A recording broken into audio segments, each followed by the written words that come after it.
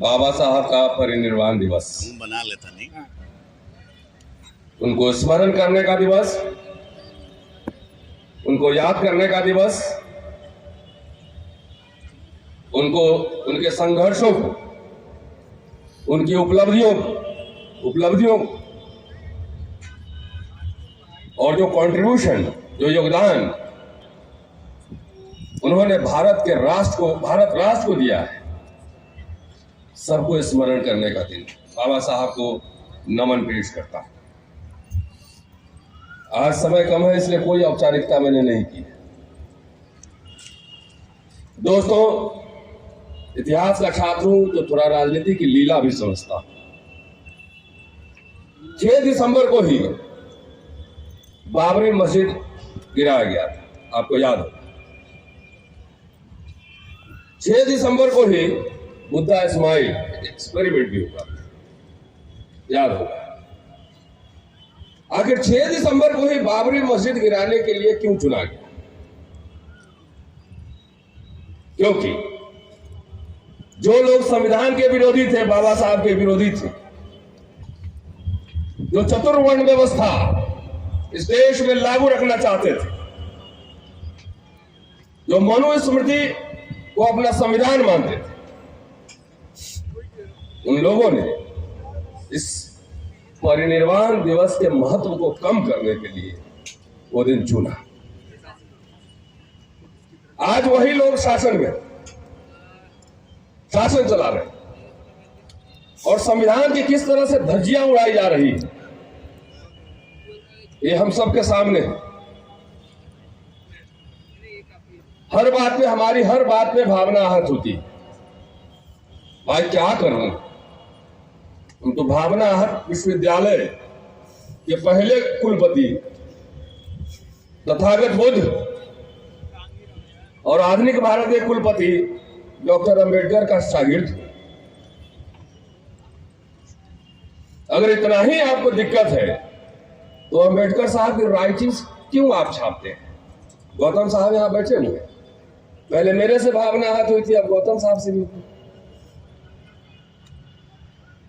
तो मैं तो इनसे कहा था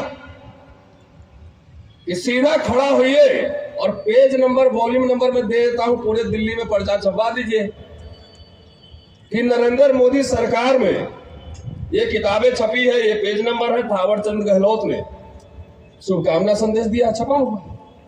आप ये तय कर लो कि बाबा साहब को मानते हो कि नहीं मानते। वो कहते हैं तो हम सांस्कृतिक काम कर रहे हैं, लेकिन विशुद्ध राजनीतिक काम कर रहे हैं। और हमारे राजनीतिक, मैं तो कहता हूं कि भाई मैं कोई समाज सुधारक नहीं हूं,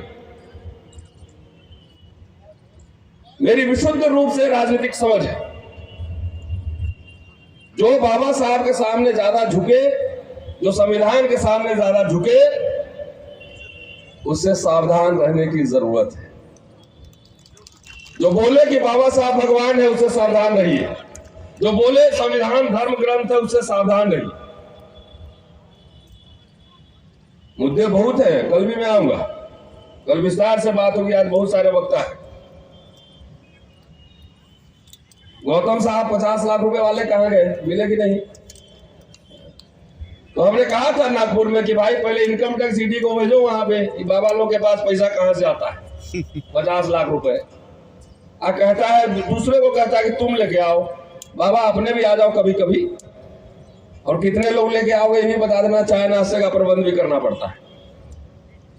दोस्तों, लेटेस्ट इसी में बोल के मैं बात समाप्त कर दूंगा। EWS सुदामा कोटा पहला जातिवादी कोटा है।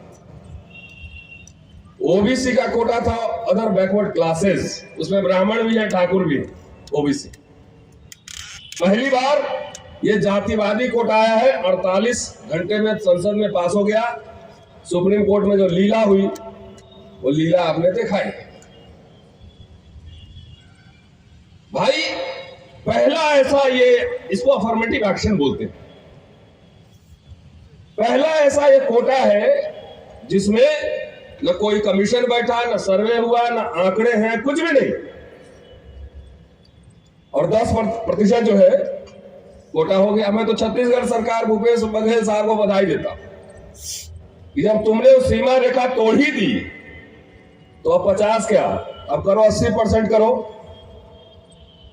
और आज इस मंच से